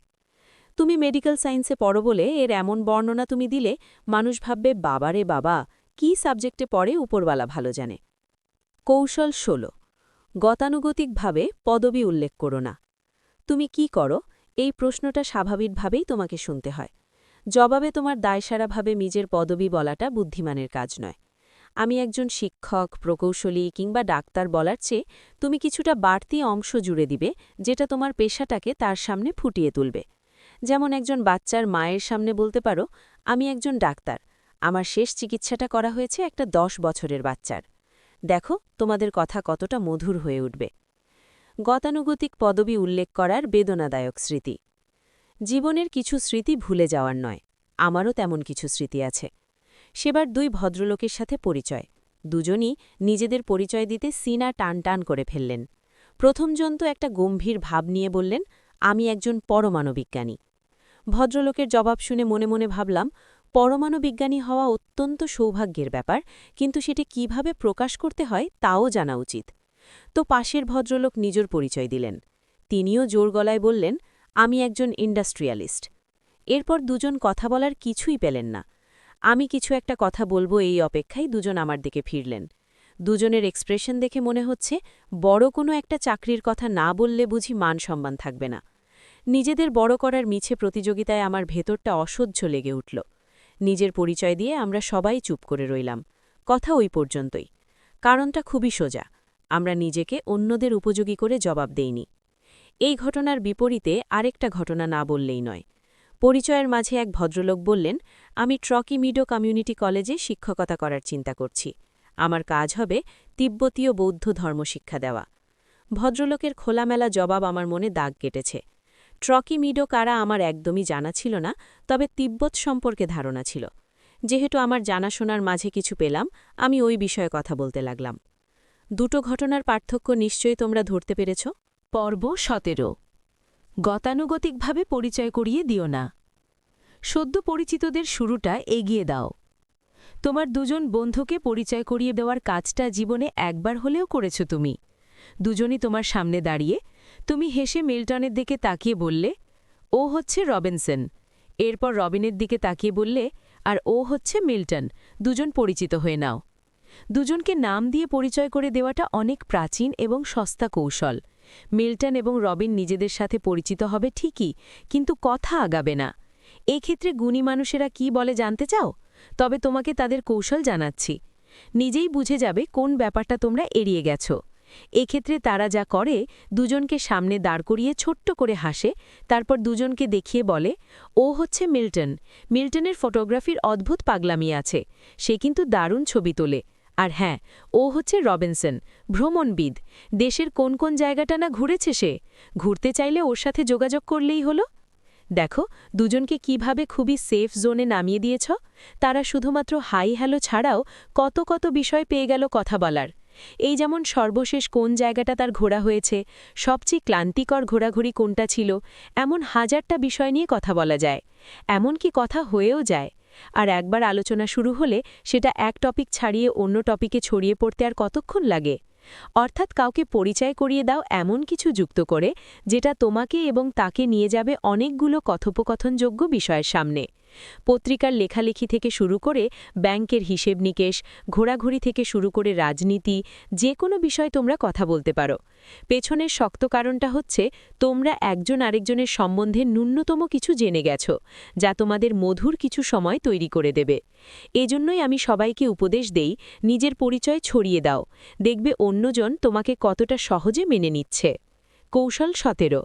গতানুগতিকভাবে পরিচয় করিয়ে দিও না। কাউকে পরিচয় করিয়ে দিতে গেলে গতানুগতিক ধারণা থেকে আমাদের বের হয়ে আসতে হবে। যাদের পরিচয় করিয়ে দিচ্ছ, তারা কি নিজেদের ব্যাপারে যথেষ্ট জানে? উত্তর, না, জানে না। যেহেতু তারা দুজন দুজনের ব্যাপারে অজ্ঞ, কেন তুমি তাদের দুজনের ব্যাপারে কিছু ছোটখাটো বর্ণনা দিচ্ছ না? ওভাবে পরিচয় করিয়ে দাও এবং দেখো তারা কিভাবে কথার সাগরে ভাসছে। তুমিও সেখানে দিব্যি সাঁতার কাটতে পারছ। এখানে সবচেয়ে বড় পাওনা কি জানো? তাদের পরবর্তী সাক্ষাৎটা অনেক মধুর হবে, তাদের যোগাযোগ অনেকটা বেড়ে যাবে। পর্ব 18। শব্দ গোয়েন্দা হও। তাদের মুখ নিঃসৃত প্রত্যেকটা শব্দের ওপর মনোযোগ দাও। স্বামী স্ত্রীর মাঝে কতই না মধুর আলাপ হয়। আলাপচারিতার মাঝে মধ্যে তারা প্রায়ই জিজ্ঞেস করে, এই বিষয়টা নিয়েই কথা বলি, কি বলো? অপরজন মাথা নাড়ায় হ্যাঁ কিংবা না। দম্পতিরা নিজেদের পছন্দের বিষয়ে সহজেই সম্মতি খুঁজে পায়। বিপত্তি ঘটে যখন তুমি অন্য কারো সাথে কথা বলছো। তুমি ঠিক বুঝে উঠতে পারছ না ঠিক কোন বিষয়ে কথা বলবে, কোন বিষয়ে কথা বললে উভয়েই একটা ভালো সময় কাটাতে পারবে। মনে করো তোমার সহকর্মীর সাথে কথা হচ্ছে। তুমি হুট করে আর বলতে পারবে না, আমরা এই বিষয়ে কথা বলি, কি বলেন অমুক সাহেব? এমনটা বলার সুযোগ নেই। আর যদি কেউ বলে থাকে, সেটা অন্যকে জোর করে নিজের টপিকে আনা ছাড়া আর কিছুই না। তোমাদের নিশ্চয়ই ড্যানিজ কথা মনে আছে। ড্যানি যেভাবে তার শ্রোতাদের জন্য মধুর মধুর সব বিষয় তুলে আনত, তুমি যদি চাও তেমনটা তোমার দ্বারাও সম্ভব। গোয়েন্দা শার্লক হোমসকে চেনে না এমন মানুষ খুব কমই আছে। হোমসের চোখ এড়িয়ে যেত তেমন জিনিসও খুব কমই ছিল। হোমস যা বলতো খুবই আত্মবিশ্বাস নিয়ে বলতো। এই আত্মবিশ্বাসের পেছনে ছিল তার নির্ভুল আন্দাজ ক্ষমতা। সমাজের বড় বড় সকল ব্যক্তির মধ্যে এই গুণটা যথেষ্ট পরিমাণে বিদ্যমান। তারা যে কোনো জায়গায় যার সাথেই দেখা করুক না কেন, সেই ব্যক্তির পছন্দের বিষয় খুব সহজেই বের করে ফেলে। আর পছন্দের বিষয়ে কথা বলতে গেলে অনেক মানুষও হুঁশ হারিয়ে ফেলে। মুহূর্তেই দুজন অপরিচিত ব্যক্তি ডুবে যায় নিজেদের কথোপকথনে। আর একটা ঘটনা বলি। ন্যান্সির সাথে আমার সম্পর্কটা ছিল মজাদার। অনেকদিন পরে ন্যান্সির সাথে দেখা। মেয়েটার চোখে মুখে যেন আগুন ঝরছিল। সে কোনো কারণে অতি হতাশ। বর্তমানে সে একটা বৃদ্ধাশ্রমের নার্স হিসেবে কাজ করে। তার হতাশ হবার নানাবিধ কারণ থাকতে পারে। আমি জিজ্ঞেস করলাম, কি সমস্যা তোমার? প্রথমে লুকালেও পরে নিজেকে ঝেড়ে নিল। কিছুটা রাগ দেখিয়ে বলল, এক বুড়িকে নিয়ে পড়েছি বিপদে, বজ্জাত বুড়ি। শুনে মনে হলো বুড়ির কোনো একটা কাজ তার অপছন্দ। আমি আবার বললাম, খুলে বলো ন্যান্সি। মিসেস ওটিস নামের একজন বয়স্কা মহিলা বৃদ্ধাশ্রমে আছেন। আমি যাই বলি এই মহিলা তাতেই ঘোত করে ওঠেন। সেদিন আমি আফসোস করে বললাম, এত বৃষ্টি সত্যিই বিরক্তিকর। অমনি বুড়ি আমার কলার চেপে ধরলেন। আমি চোখ বড় বড় করে বললাম, তারপর? ন্যান্সি দীর্ঘশ্বাস তুলল। বুড়ির দাবি বৃষ্টি হলে গাছেদের অনেক উপকার হয়, তাই বৃষ্টি হওয়া উচিত। ভেবে দেখো লেইল, এজন্য সে আমার কলার চেপে ধরবে? আমার বুঝতে বাকি নেই এই বুড়ির গাছের বাগানের খুব শখ রয়েছে। ওকে সেই আন্দাজ থেকে বললাম, বুড়িকে জিজ্ঞেস করো তিনি বাগান করা পছন্দ করেন কিনা। আমার বান্ধবীর চোখ কপালে উঠল। তোমার মাথা খারাপ লেইল? আমি ওই বজ্জাত মহিলার সাথে কথা বলবো? আর কিছু বললে আমাকে মেরেই ফেলবে। ন্যান্সি এক কথায় না করে দিল। অনেক চাপাচাপি করার পরে সে রাজি হল বুড়িকে প্রশ্নটা করতে। তার পরের দিনের কাহিনী ভিন্ন। ন্যান্সি নিজেই আমার বাসায় ছুটে এলো। আমায় জড়িয়ে ধরে বলল, কাজ হয়েছে। বুড়িকে জিজ্ঞেস করতেই বুড়ি খুশি হয়ে গেলেন। তিনি জানালেন তার নিজের গাছের বাগান ছিল। সে এবং তার স্বামী বাগানের নিয়মিত পরিচর্যা করতেন। কিন্তু মহিলা আমার সাথে কথা শুরু করে ছাড়তেই চাচ্ছিলেন না। তার গাছ নিয়ে নানাবিধ কাহিনী বলা শুরু করলেন। ন্যান্সির এই কাহিনী থেকে তোমরা নিশ্চয়ই বুঝতে পেরেছ কিভাবে ভালো পর্যবেক্ষণ ক্ষমতা অর্জন করতে হয়। কারো কথা থেকে তার ব্যাপারে গুরুত্বপূর্ণ তথ্য বের করার এই পদ্ধতিকে আমি নাম দিয়েছি শব্দ গোয়েন্দা হও। অর্থাৎ তোমার কাজই হবে তার কথা থেকে শব্দ বেছে নেয়া, যার দ্বারা তুমি তার পছন্দের কাজ বের করে নিতে পারো। এই যেমন বুড়ির বাগান পছন্দ, তা আমি তার কথা থেকে বের করেছি। ধরে নাও মিসেস ওটিস নামের ওই বয়স্কা বৃষ্টির পরিবর্তে বললেন, বৃষ্টি হওয়ায় ভালোই হলো, আমার কুকুরটা বাইরে যেতে পারবে না।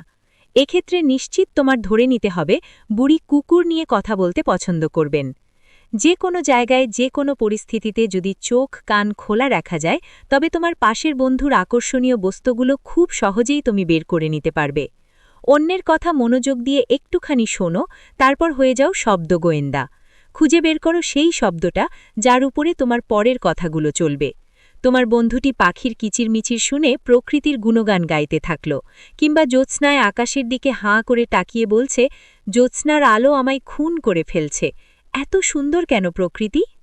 তোমাকে নিশ্চয়ই বলে দেয়া লাগবে না তোমার কোন বিষয়ে কথা বলা উচিত। তোমার তার মতো জ্যোৎস্না কিংবা পাখিপ্রেমী হওয়া অত্যাবশ্যকীয় নয়, বরং তুমি তোমাতে তাকে আবদ্ধ করতে ওসব নিয়ে তুলে আনো দারুণ সব তথ্য। ব্যাস দেখো, তোমার বন্ধুটি তোমার ভক্ত হয়ে গেছে। বাস্তবিক গোয়েন্দা হওয়া ঠিক যতটা কঠিন, শব্দ গোয়েন্দা হওয়া ঠিক ততটাই সহজ। পর্ব ১৯। দোলকের কেন্দ্রবিন্দু। পণ্যের সাথে সাথে তোমাকেও বিক্রয় করো, এই কৌশলটা খাটিয়ে। অনেকদিন আগের কথা, আমি আর আমার এক বান্ধবী দিনেই একটা সামাজিক অনুষ্ঠানে উপস্থিত হলাম। সমাজে যাদের আমরা রাঘব বোয়াল হিসেবে চিনে থাকি তাদের খুব কাছ যাওয়ার সুযোগটা হাতছাড়া করিনি। তাদের মাঝে ঘুরে ফিরে আমার ধারণা জন্মেছিল এর চেয়ে সুখকর জায়গা খুব কমই আছে। এত বুদ্ধিমান আর মজাদার মানুষদের কথায় আমি বন্ধ হয়েছিলাম। আমার ধারণা যদি ভুল না হয়, ডিনেইও খুব উপভোগ করেছে। কথাবার্তা বেশি বলার একটা গুণ আমাদের নারীদের যেহেতু এমনিতেই রয়েছে, আমিও চুপ করে থাকতে পারলাম না। চট করে ডিনেইকে জিজ্ঞেস করে বসলাম, আজকের অনুষ্ঠানে কার সাথে কথা বলতে তোমার সবচেয়ে বেশি ভালো লেগেছে? সত্যি বলবে কিন্তু। আমার বান্ধবীটি যেন আমার কথায় গরম কড়াইয়ে পড়েছে। আমি ভাবলাম বোধহয় এতগুলো মজাদার মানুষ থেকে সে কাকে রেখে কাকে বেছে নেবে তাই ভাবছে। কিন্তু আমাকে চরম অব্যাক করে সে বলল, রনের কথা আমার কাছে সবচেয়ে ভালো লেগেছে। আমি মাথায় হাত দিয়ে যেন নিজেকে পরীক্ষা করলাম। রন? মনে মনে ভাবতে থাকলাম, এই রনটা আবার কে? নামটা খুবই নতুন। আশপাশের যারা আছেন এদের মাঝে রন বলে কাউকে চিনলাম না। নিজের কৌতূহল দমানায় আমি বরাবরই আনাড়ি, তাই বিস্ময় নিয়ে বললাম, এই রনটা কে? সে কোথায় থাকে? ডিনেই আমার কৌতূহল আরও বাড়িয়ে বলল, জানি না। আমি ফিরতি বললাম, সে কি করে? এবারও সে আগের কণ্ঠে জবাব দিল, জানি না। সে এমন একজনের সাথে কথা বলতে পছন্দ করে, অথচ সে এটাই জানে না সেই ছেলে কি করে কিংবা তার বাসা কোথায়। আমি বোকার মতো ওর দিকে তাকিয়ে থাকলাম। তাহলে রনের সাথে ঠিক কোন বিষয়ে তোমার কথা হয়? কোনো রকমে দাঁত চেপে জানতে চাইলাম। ডিনেই মিটিমিটি হেসে বলল, খুব বেশি কিছু আলোচনা হয় না, বরং রন আমাকে নিয়েই কথা বলতে পছন্দ করে। বেশ কিছুদিন ধরে রনের নামটা আমার মাথায় ঘুরঘুর করল। শেষে আমি নিজেই রনকে খুঁজে বের করে নিলাম। তারপর জানলাম রন মূলত প্যারিসের বাসিন্দা। বরফে স্কাইং ছাড়াও দেশ-বিদেশে ঘুরে বেড়ানোর বাতিক আছে তার। পৃথিবীর বিভিন্ন দেশে বিচরণের পাশাপাশি বিভিন্ন কৌশল তার খুবই ভালো জানা আছে। আমি খোলামেলাভাবেই জানতে চাইলাম, কোন কৌশল দিয়ে সে আমার বান্ধবীকে বশ করে নিল?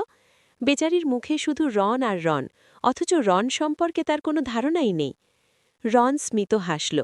নিজেকে উপস্থাপন করার দারুণ ক্ষমতা তার আছে, এটা মেনে নিতেই হবে।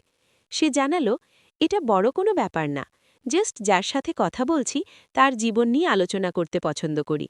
যদি আলোর মশালটা তার দিকে দাঁড় করিয়ে দিতে পারি, তাহলে অপর ব্যক্তি তার নিজের জীবন নিয়েই আলোচনা করে যাবে। হুট করে একসময় অনুভব করবে আমার সাথে কথা বলতে তার ভালো লাগছে। আমি জাস্ট আলোর বৃত্তটাকে তার দিকে ঘুরিয়ে দিই, এই যা। রন অনেক ধৈর্যশীল শ্রোতা।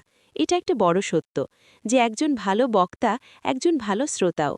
আর যেই শ্রোতা তোমার কথাগুলো মনোযোগ দিয়ে শুনছে তাকে ভালো না লাগেই পারে। এক্ষেত্রে আমার বন্ধু ব্রায়ান ট্রেসির একটা কৌশল না বললেই নয়। সে প্রায়শই বিক্রয় কর্মীদের প্রশিক্ষণ দিয়ে থাকে। তার কথার সারমর্ম সবসময় এটাই হয়, তুমি কতটা বিক্রি করতে পারবে এটা মাথায় না রেখে সবসময় তোমার পণ্যটিরে ফুটিয়ে তোলো। তোমার কথার সমস্ত ফোকাস যেন তোমার পণ্য আর তোমার ক্রেতাকে নিয়ে হয়। দেখবে বিক্রয় কিভাবে দৌড়ে দৌড়ে আসে। কৌশল ১৯। দোলকের কেন্দ্রবিন্দু। কোনো আগন্তুকের সাথে কথাবার্তার সময় তুমি যদি তোমার সমস্ত আকর্ষণ তার উপরে তুলে দিতে পারো, তাকে ফোকাসিংয়ে রাখতে পারো, দেখবে সে কতটা স্বাচ্ছন্দ্যে তোমার সাথে কথা বলে যাচ্ছে। তার জীবনের নানা রসকস নিয়ে তোমরা আলোচনা করে যাচ্ছ, অথচ আগন্তুক তোমার ব্যাপারে কিছুই জানে না। ইভেন সে তোমাকে অন্যদের থেকে বেশি গুরুত্বপূর্ণ মনে করছে। পর্ব ২০। পুনরাবৃত্তি। বলার মতো কথা না থাকলেও অন্তত চুপ করে থাকা যাবে না। শব্দবিষয়ক গোয়েন্দাগিরি দিয়ে অনেক সময় কথা চালিয়ে নেওয়া সম্ভব নয়। কিন্তু হ্যাঁ, এখানে একটা বড় কিন্তু রয়েছে। এই যেমন তুমি কারোর সাথে কথা বলছো, সে তোমাকে দারুণ দারুণ কথাগুলো বলার পরে তুমি হঠাৎ অনুভব করলে এখন তোমারও কিছু বলা প্রয়োজন। আবার যখন তুমি কথা বলছো, অনুভব করলে আরে এখন বিপরীত বন্ধুটির কথা বলা উচিত। এমনটা হয় জীবনের কখনো না কখনো টেনিস খেলা তোমার দেখা হয়েছে। একপাশের প্লেয়ার যখন টেনিস বলটা জালের উপর দিয়ে অপর প্রান্তে ছুড়ে দিচ্ছে, অন্য প্লেয়ার বলটাকে ঠেকিয়ে প্রথম প্লেয়ারের দিকে মারছে। এই ব্যাপারটা ছাড়াও অন্য একটা জিনিস তোমার নজর কাটছে, আর সেটা হলো বল পেটানোর ঠুসঠাস শব্দ। হঠাৎ বলটা নির্ধারিত ঘরের বাইরে পড়ল, এমনটা নিশ্চিত তোমার চোখ এড়ায়নি। একজন পয়েন্ট পেয়ে গেছে। টেনিস খেলা যেভাবে দুজনের অংশগ্রহণে হচ্ছে, তেমনি আমাদের ব্যক্তিজীবনের কথাবার্তা আড্ডাগুলোতে যখন সবাই অংশ নেয়, তখনই ওটা প্রাণবন্ত হয়ে ওঠে। তুমি যার সাথে কথা বলছো, পুরো সময়টা শুধু সে বলে যাবে এমন কিন্তু না। কখনো সে, কখনো তুমি, এভাবেই কথা আগায়। কথা বলতে বলতে এমন পর্যায়েও আসবে যখন কে কথা বলছে এটা গুরুত্বপূর্ণ, তাই একটু সতর্কতা থাকতেই হয়। অন্য মানুষটির প্রত্যেকটা কথায় হুঁ, হ্যাঁ কিংবা অন্তত মাথা নাড়িয়ে তাকে অনুভব করতে দাও তুমি সবটাই শুনছ। এমন এক সময় আসবে তুমি কিছু বলার প্রয়োজন বোধ করবে। তোমার শারীরিক ভাষ্যে তাকে বুঝিয়ে দাও, এখন আমি কিছু বলছি। তুমি ততক্ষণ পর্যন্ত কথা বলা চালিয়ে যাও যতক্ষণ না অপর ব্যক্তি কিছু বলতে চাচ্ছে। এটাই কথা বলার আসল নিয়ম। এরপর আমি কি বলবো? তোমার কথা বলার ভাণ্ডার যদি শূন্য হয়ে ওঠে, ভাবছ কি দিয়ে কথোপকথন চালিয়ে যাবে, তাহলে তোতা পাখির বুলির এই কৌশলটা তোমার জন্য। বাসে করে বাসায় যাওয়ার সময়টা আমার ঘুমিয়ে ঘুমিয়ে কাটে। সিটে বসলেই দুচোখ জুড়ে রাজ্যের ঘুম নেমে আসে। এমনও হয় আশপাশে কি হচ্ছে সেটাও চেতনা পাই না। এক যাত্রায় আমার বন্ধু পিলও সাথে উঠল। দুজনের গন্তব্য পাশাপাশি, একটু আকপিচ, এই আর কি। সিটে বসতেই আমার চোখে ঘুম নেমে এলো। আমি ঘুমকাতুরে চোখে দেখলাম বেচারা কথা বলতে খুবই আগ্রহী। অন্যদিকে ঘুম আমাকে টেনে নিয়ে যাচ্ছে। যতটুকু পারলাম নিজেকে সামলে নিলাম। সে জানালো গত সপ্তাহে ও একটা মঞ্চনাটকে অভিনয় করেছে। মঞ্চনাটকে সে অভিনয় করেছে কি করেনি এ বিষয়ে আমার কোনো আগ্রহ নেই। আমি খানিক সময় ঘুমিয়ে নিতে পারলেই স্বর্গদর্শন পাই। তবুও ঘুমকাতরে চোখে বললাম, মঞ্চনাটক? আমার দিক থেকে সাড়া পেয়েছে। অমনি পিল আদা জল খেয়ে নামল তার মঞ্চনাটক বিষয়ক গল্প বলতে। সে আগ্রহী হয়ে বলল, হ্যাঁ, মজার ব্যাপার কি জানো লেল, আমাদের সাথে স্যামসও অভিনয় করেছে। আমি আবার আসতে বললাম, স্যামস? পিলের ঢোলে নতুন বাড়ি পড়েছে। সে এবার আমাকে জানিয়েই ছাড়বে স্যামসকে। সে ব্যাখ্যা করতে লাগল স্যাম লোকটা সম্পর্কে যতটুকু সে জানে। আমি প্রতিটি লাইন থেকে কোনো শব্দ নিয়ে তাকে প্রশ্ন করে গেলাম। এদিকে ঘুম আমাকে মোটের উপরে কাবু করে নিয়েছে। ওকে যদি বলি একটু ঘুমাবো, তবে যে কষ্ট পাবে, কি করা যায়? আশপাশে কি হচ্ছে আমার হুঁশ নেই। আমি শুধুমাত্র একটা সেন্স জাগ্রত রেখেছি, স্যাম কি বলে তা শুনছি। এটা কি কিমিয়ে ঝিমিয়ে ঘুমানো বলা যেতে পারে? আমি ঘুমে তলিয়ে যাচ্ছি, সে তখনও বুঝেনি। এদিকে তো তোতা পাখির বুলির মতো ছোট ছোট প্রশ্নগুলো স্যামকে খুবই আগ্রহী করে তুলেছে। এই যেমন স্যাম বলল, আমাদের নাটকে অনেকগুলো গান পরিবেশন করা হয়েছে। অনেকগুলো গান? আমি বললাম। সে ভরফর করে বলেই যাচ্ছিল, কি কি গান তার বর্ণনা দিচ্ছিল। আমি আধ ঘুমন্ত হয়ে পুরো ভ্রমণটা করে গেছি তোতা পাখির বুলিতে। পরবর্তীতে যখন দুজনের দেখা হয়েছে, সে অকপটে স্বীকার করেছে ওটা তার জীবনের একটা সেরা সময় ছিল। এমন মনোযোগ দিয়ে নাকি কেউ কখনো তার সাথে কথা বলেনি। আমি কিছুই করিনি, তোতা পাখির বুলি ছাড়া। ব্যাপারটা স্যাম জানতে পারলে আমার পিঠের চামড়া আন্ত রাখবে না। একটা মজার ব্যাপার হলো, আমি গাড়িতে কি কি বিষয়ে কথা বলেছি তেমন কিছুই মনে নেই। এখনও ভাবি দীর্ঘ এই সময়টা কি কি প্রশ্ন করে গেছি। কৌশল ২০, পুনরাবৃত্তি। বলার মতো কথা না থাকলে চুপ করে থাকা যাবে না। একটা তোতা পাখি যেমন মানুষের বুলি মানুষকেই শোনায়, তোমাকেও তেমনটাই করতে হবে। ঠিক এই কাজটাই তোমাদের কথাকে সঠিক পথে ধরে রাখবে। এরপর তোমার একটাই কাজ বাঁচে, মনোযোগ দিয়ে তার কথা শোনা। সেলসের মানুষদের জন্য এই পদ্ধতি অনেক বেশি কার্যকর। একটা বুনো হাঁসকে পুরো বন তাড়া করে ধরার চেয়ে তোতা পাখির বুলি দিয়ে শিকারি করতে মন্দ কি? বুনো হাঁসকে ধরা বলতে যে কোনো ব্যক্তির পেটের কথা বের করার অর্থে ব্যবহৃত হয়েছে। পুনরাবৃত্তি তোমাকে বাড়তি ফায়দা দেবে। আমার বিক্রয় বন্ধু পল গাড়ি কেনাবেচার ব্যবসায় যুক্ত ছিল। সে তার একটা সাফল্যের গল্প আমাকে জানিয়েছে। পল গাড়ির শোরুমে বসে অলস সময় কাটাচ্ছিল। এমন সময় এক দম্পতি এসে ঢুকলেন। পুরুষ লোকটি ঢুকেই উকিঝুঁকি দিচ্ছিলেন। পলকে খেয়াল করেননি। সে তাদের স্বাগত জানালো, জানতে চাইল কোন ধরনের গাড়ি তিনি চাচ্ছেন। ভদ্রলোক শুরুতে একটা ভালো গাড়ি দেখান বললেন। পলের পছন্দের একটা গাড়ির সামনে ভদ্রলোক নিচ থেকে দাঁড়ালেন। পল আগ্রহ নিয়ে বলল, স্যার, গাড়িটা দারুণ, একেবারে লেটেস্ট সব ফিচারের মধ্যে পাবেন। স্ত্রীটির গাড়ির প্রতি কোনো আগ্রহ নেই, তাও স্বামীর পিছু পিছু এলো। ভদ্রলোক গাড়িটা ভালো করে পরখ করলেন, তারপর কি যেন ভাবতে লাগলেন। দাম হতে পারে। পল সময় নষ্ট না করে জানতে চাইল, এই গাড়িটি কেমন লাগছে স্যার? পছন্দ হলে চালিয়ে দেখতে পারবেন। ভদ্রলোক আরও খুঁটিয়ে খুঁটিয়ে দেখলেন। তারপর আমতা আমতা করে বললেন, আমার ব্যক্তিত্বের সাথে গাড়িটা ম্যাচ করবে তো? আমার একটু চিন্তা হচ্ছে। পল জাস্ট তারই কথার প্রতিধ্বনি তুলল, ব্যক্তিত্বের সাথে? আসলে আমার মনে হচ্ছে আরেকটু স্পোর্টস কার টাইপ ভাবেলে বোধহয় ভালো হতো। পল আবার আগের মতো পুনরাবৃত্তি করল, স্পোর্টস কার টাইপ? সর্বশেষ ভদ্রলোক হাড়ির খবর বের করে আসল পয়েন্টে এলেন। আসলে আমি স্পোর্টস কার টাইপ কার চাচ্ছিলাম। ব্যাস, ধূর্তা পলের বোঝার বাকি নেই ভদ্রলোক কী জাতীয় গাড়ি চাচ্ছেন। সে বুঝে গেছে এই ব্যক্তিটির কাছে গাড়ির চেয়েও গুরুত্বপূর্ণ তার ব্যক্তিত্ব। গাড়ির ভালোমন্দ তিনি জানতেও চান না। সে সোজা তাকে তার কাঙ্ক্ষিত গাড়ির সামনে দাঁড় করালো। ভদ্রলোকের চোখ চকচক করে উঠল। খুব একটা দামাদামিও করা লাগেনি। ভদ্রলোক খুশি মনে ওটা কিনে নিলেন, আর ধূর্ত পল অল্প সময় দারুণ একটা কমিশন পেয়ে গেল। সে হাসিতে গড়াগড়ি খেলল, আমার কোনো কষ্টই করা লাগেনি লেইল, আমি শুধু তোতা পাখির মতো তার বুলি তাকেই প্রতিধ্বনিত করেছি মাত্র। পর্ব ২১, পুনরায় শুনতে চাই। তাদেরকে ওই গল্পটা বলো, ওই যে চোর। প্রত্যেক বাবাই খুশি হয় যখন তার বাচ্চাটি অনুনয় করে বলে, বাবাই, আমাকে হাতির গল্পটা আবার বলো প্লিজ। সেই একই গল্প বারবার শুনেও বাচ্চাটা পরম আনন্দে বগল দাবাতে থাকে। একই গল্প বাবা অসংখ্যবার বলেও ফের বলতে আগ্রহী হয়। হয়তোবা কখনো কখনো ভিন্ন গল্পও বলতে হয়। এই যে ছোট্ট বাচ্চাটাকে একই গল্প নানা আঙ্গিকে বারবার বলে ফেলার এই চমৎকার কৌশলটি হচ্ছে পুনরায় শুনতে চাই কৌশল। এভাবে বলা যায়, একই গল্প বারবার বলার পরেও কথোপকথনের কোনোরূপ ক্ষতি না হয়ে বরং আরও মজাদার হয়। একটা ইতালিয়ান জাহাজে কাজ করার সুযোগ হয়েছিল আমার। জাহাজের অধিকাংশ অফিসার থেকে কর্মী পর্যন্ত সবাই ইতালিয়ান হলেও যাত্রীদের প্রায় শতভাগই আমেরিকার। ইতালিয়ান কর্মীদের ভাঙা ভাঙা ইংরেজি খুব বেশি কাজে দিত না।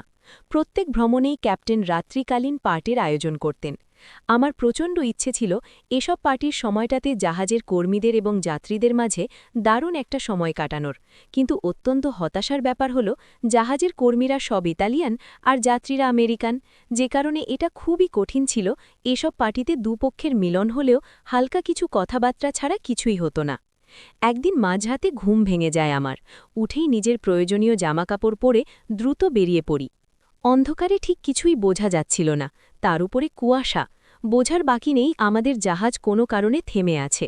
চারদিকে কারা যেন হাঁটাচলা করছে। কিছুটা ভয় ভয় চোখে সামনে এগিয়ে গেলাম। ডেকের ওপরে ডক্টর রশিকে দেখলাম। ক্যাপ্টেনকে দেখলাম খুবই উদ্দেশ্যহীনভাবে এদিক সেদিক পায়চারি করছেন। ঠিক তখনই নিচ থেকে এক ব্যক্তিকে তুলে আনা হলো। সে লোকটি ব্যথায় কোকিয়ে উঠছে বারবার। হালকা সোডিয়াম লাইটের আলোয় স্পষ্ট দেখলাম তার চোখ বেয়ে রক্ত বেরোচ্ছে। পরদিন সকালে আসল ঘটনা জানা গেল। একটি মালবাহী জাহাজের এই কর্মী ইঞ্জিন ঠিক করতে গিয়ে মারাত্মকভাবে চোখে আঘাত পান। ওই জাহাজে ডাক্তার না থাকায় তারা আন্তর্জাতিক সাহায্য চান। আমাদের জাহাজটা সৌভাগ্যক্রমে তাদের পাশেই ছিল। ধন্যবাদ আমাদের ক্যাপ্টেনকে, তিনি দ্রুত ব্যবস্থা নিয়ে তাকে উদ্ধার করে চিকিৎসা করালেন। অল্পের জন্য লোকটার চোখ বেঁচে যায়। সঠিক সময় সাহায্য না পেলে বাজে কিছু ঘটে যেত নিশ্চিত। এমন দারুণ একটা উদ্ধার অভিযানের গল্প শুনে আমি দারুণ উচ্ছ্বসিত হয়েছি। আমার মনে হতে লাগলো আমার কৌশল কাজে লাগানোর সময় এসে গেছে। পরবর্তী ভ্রমণের সময় যে পার্টির আয়োজন করা হলো, ওখানে যাত্রীদের মাঝে ডক্টর রশিকে দাঁড় করিয়ে দিলাম।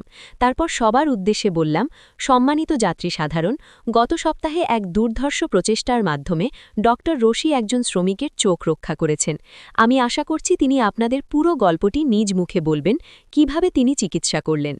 ডক্টর রশি খুব খুশি হলেন। তিনি ভাঙা ভাঙা ইংরেজিতে তার ঘটনা বর্ণনা করতে লাগলেন। তার অনুপ্রেরণা বাড়তে লাগল এবং তিনি অত্যন্ত প্রফুল্ল চিত্তে পুরো ঘটনা তুলে ধরলেন। তারপর আমি ক্যাপ্টেনকে সবার কাছে পরিচিত করে দিলাম এবং তার সমস্ত উদ্ধার চিত্ত জানাতে আহ্বান জানালাম। তিনিও খুশি মনে নিজেদের সাহসী উদ্ধার কাজ বর্ণনা করলেন। শেষে আমি আরেকজন অফিসারকে ঘটনার ব্যাপারে জানাতে বললাম, যে ওই কর্মীকে উদ্ধার করতে নিজেই গিয়েছিল।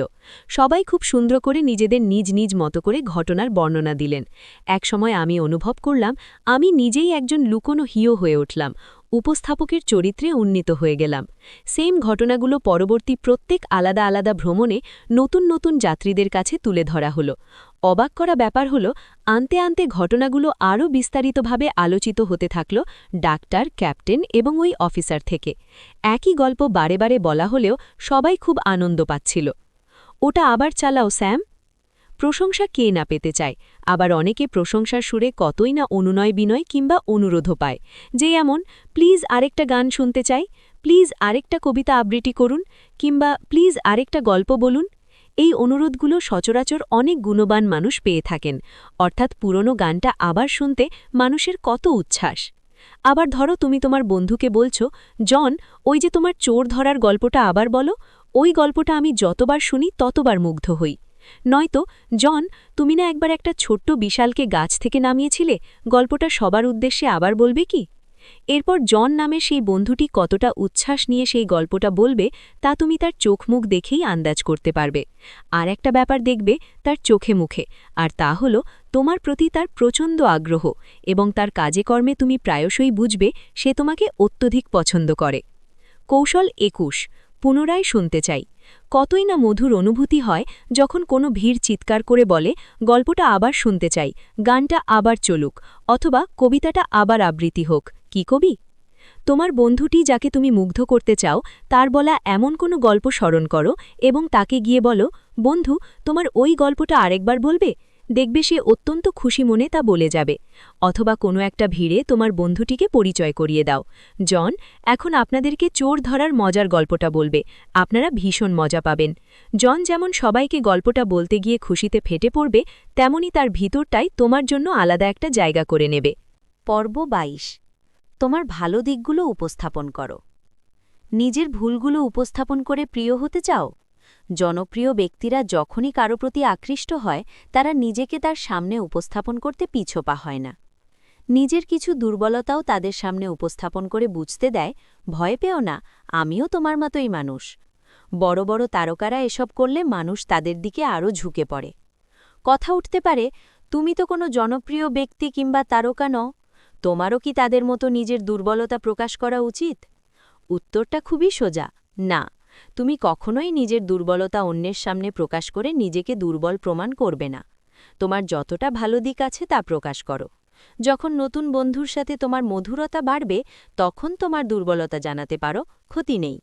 এই যেমন হুট করে বলে দিলে, জানো, আমি রাত জাগতে পারি না, আমার ঘুমের খুব বাতিক আছে।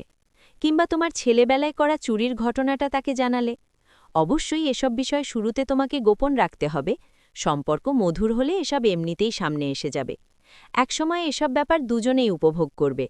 কিন্তু তুমি যদি শুরুতেই তোমার সবটা অন্যদের সামনে তুলে ধরো, তারা এটাই ভাববে, স্বল্প পরিচিত একজনকে এত গোপন কথা বলে দিল, এর পেটে তো দেখি কথা থাকবে না। কৌশল ২২। তোমার ভালো দিকগুলো উপস্থাপন করো। তোমার নতুন বন্ধুকে শুরুতেই তোমার ঘরের সমস্ত লোকানো জায়গা নিশ্চয়ই তুমি দেখাবে না। তেমনি তাকে তোমার গোপন দুর্বলতাগুলো শুরুতে জানানো ঠিক হবে না। তার চেয়ে তোমার ভালো দিকগুলো জানাও। তোমাদের সম্পর্ক মধুর হলে দেখবে নিজেদের দুর্বলতাগুলো এমনিতেই সামনে এসে যাবে। পর্ব ২৩। সর্বশেষ সংবাদ। বাইরে বেরোনোর পূর্বে সর্বশেষ সংবাদে একবার চোখ বুলিয়ে দেখা উচিত। তোমার গুরুত্বপূর্ণ খুঁটি। কোনো একটা অনুষ্ঠানে যাওয়ার পূর্ব মুহূর্তে দেখতে পেলে ভালো জামাকাপড় সব তোমার মা ধুয়ে দিয়েছে, তখন তোমার কেমন অনুভব হবে? চেঁচিয়ে বলতে চাইবে নিশ্চয়ই, আমি ওই অনুষ্ঠানে যাব না, কি পরে যাব, ভালো কোনো কাপড়ই নেই। তোমার রাগের যথেষ্ট কারণ রয়েছে, এবং এটা যৌক্তিকও যে ভালো পোশাক তোমাকে অন্যদের সামনে উপস্থাপন করে তোলে। চিন্তা করো তো, এমন কখনো হয়েছে যে তুমি নিজেকে নিজে বলছো, আমি অনুষ্ঠানে গিয়ে মানুষের সাথে কিভাবে কথা বলবো, আমি তো তা নিয়ে একেবারেই চিন্তাভাবনা করিনি, অন্তত কিছুটা অনুশীলন করা যেত তাও আমি করিনি, এর চেয়ে না যাওয়াই ভালো। একটা অনুষ্ঠানে ভালো কাপড় পরে নিজেকে উপস্থাপনের জন্য মন এত অস্থির, অথচ ওখানে গিয়ে কিভাবে কথা বলবে, কার সাথে কথা বলবে, এটা নিয়ে কোনো চিন্তা নেই। কেউই এমনটা ভেবেছি বলে মনে হয় না। ভুল না করলে এটাও ভাবা উচিত যে বাহ্যিক সৌন্দর্য যতখানি তোমাকে অন্যদের চোখে সুন্দর দেখাবে, ততখানি তোমার কথোপকথন তোমাকে অন্যদের সামনে তুলে ধরবে।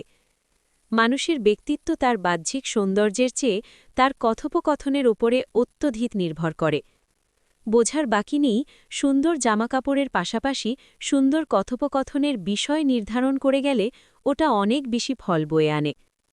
তোমার সুন্দর জুতোর সাথে তোমার শার্টের কালার কতটা মিলেছে, তার চেয়ে বড় ব্যাপার তুমি কতটা নিজেকে উপস্থাপন করতে পেরেছ। আর নিজেকে কোনো একটা আড্ডায় জনপ্রিয় করতে তোমাকে একটা বিষয় খুবই কাজে দেবে, আর তা হল নিউজ বা সংবাদ। শেষ ২৪ ঘণ্টায় বিশ্বের নানা প্রান্তে ঘটে যাওয়া নানা সব বিষয় জানাটা এখন সেকেন্ডের ব্যাপার। চাইলেই যে কেউ দেশীয় রাজনীতি থেকে শুরু করে আন্তর্জাতিক সবটাই জেনে নিতে পারে। বিশেষ করে কিছু আকর্ষণীয় সংবাদ জেনে যেতে ভালো। যে কোনো আড্ডায় যাওয়ার পূর্বে একবার সাম্প্রতিক বিভিন্ন ঘটনায় চোখ বুলিয়ে যাও, ওটা তোমাকে আলাদা জায়গা করে দেবে। তুমি বড় একটা ভিড়ের সামনে দাঁড়িয়েছ, যেখানে কেউ তোমায় চেনে না। তোমার ভয় পাওয়ার বা ঘাবড়ে যাওয়ার কোনো কারণ নেই। সুযোগ বুঝে সাম্প্রতিক ঘটনা নিয়ে আলোচনায় যুক্ত হয়ে যাও। দেখবে আড্ডা তোমার দিকে ঘুরে গেছে। ভিড়ের মাঝে এমন কয়েকজনকে অনায়াসে পেয়ে যাবে যারা ওই টপিকটা জানে। একটা ম্যাগাজিনে আর্টিকেল লেখক হিসেবে চাকরির সুবাদে সিডনি বিডল ব্যারোসের সাথে সাক্ষাতের সুযোগ হয়। ভদ্রমহিলা অনেক বড় ব্যবসায়ী। তার ব্যবসায়ের সাফল্যের কারণ জানতে আমি নিজেও অনেকটা উদ্গ্রীব ছিলাম। বিশেষত নারীদের সমাজে অনেক বেশি পরিশ্রম করতে হয় নিজের নামকে উপরে তুলতে। বিশ্বের সফল ব্যক্তিদের তালিকা দেখো, তখন দেখবে উঁচু পর্যায়ক্রমে অনেক কম অংশগ্রহণ রয়েছে নারীদের। মিসেস সিডনি বেশ আন্তরিকতা নিয়ে আমার প্রশ্নের জবাব দিলেন। তার কোম্পানির দুর্দিনের গল্পও তিনি আমায় শোনালেন। তার কোম্পানির 60% কর্মী তাদের ক্লায়েন্টের সাথে ভালো সম্পর্ক রাখতে পারেনি। ক্লায়েন্টদের সাথে কথোপকথন মধুর না হওয়ায় ব্যবসায় খুব একটা উন্নতি চোখে পড়ত না। এই দুর্দিনে তার মাথায় একটা বুদ্ধি এলো। তিনি তার সমস্ত কর্মীকে জানালেন, ক্লায়েন্টদের সাথে দেখা করার পূর্বে অবশ্যই দেশ-বিদেশের সাম্প্রতিক খবরাখবর জেনে তারপর যেতে হবে। এর ফলাফল ছিল অবিস্মরণীয়। তার মতে অল্প দিনের মধ্যেই ক্লায়েন্টদের থেকে ভালো ভালো রেসপন্স আসতে শুরু করল। অনেকেই তাকে এবং তার কর্মীদের ব্যাপারে শুভেচ্ছা জানাতে লাগল। ক্লায়েন্টরা তাদের সাথে কথা বলে অনেক খুশি হয়েছেন। কর্মীদের কিভাবে এমন ট্রেনিং দিয়েছেন তিনি, এমনটাও অনেকে জানতে চেয়েছে। কৌশল 23। সর্বশেষ সংবাদ। বাইরে বেরোনোর পূর্বে সর্বশেষ সংবাদে একবার চোখ বুলিয়ে দেখা উচিত। কোনো একটা অনুষ্ঠানে যাওয়ার পূর্বে তোমার সাজসজ্জা জরুরি বলেই তুমি নিজেকে আয়নার সামনে দাঁড়িয়ে শেষবার দেখে নাও। পাশাপাশি আরেকটা কাজ খুবই গুরুত্ব রাখে, তা হল শেষ 24 ঘন্টার গুরুত্বপূর্ণ খবরগুলো টেলিভিশন কিংবা ইন্টারনেট থেকে জেনে নেওয়া। তুমি যেখানে যাচ্ছ ওখানে এমন অনেক ব্যক্তিরাও থাকবে যারা এসব বিষয় নিয়ে কথা বলবে। তুমি যদি এটাই না জানো তোমার আশেপাশে কি ঘটছে বা কি ঘটতে যাচ্ছে, তবে তুমি কিভাবে তাদের ভিড়ের ভেতরে ঢুকবে? তুমি কত ভালো জামাকাপড় পরেছ তা চিন্তা করে খুশি হয়ে বসে থাকলে কেউ এসে তোমার সাথে নিজ থেকে কথা বলবে না। তাই অবশ্যই ঘর থেকে বের হবার পূর্বে এমন কিছু খবর জেনে যাও যা নিয়ে তুমি আলোচনা চালিয়ে যেতে পারবে।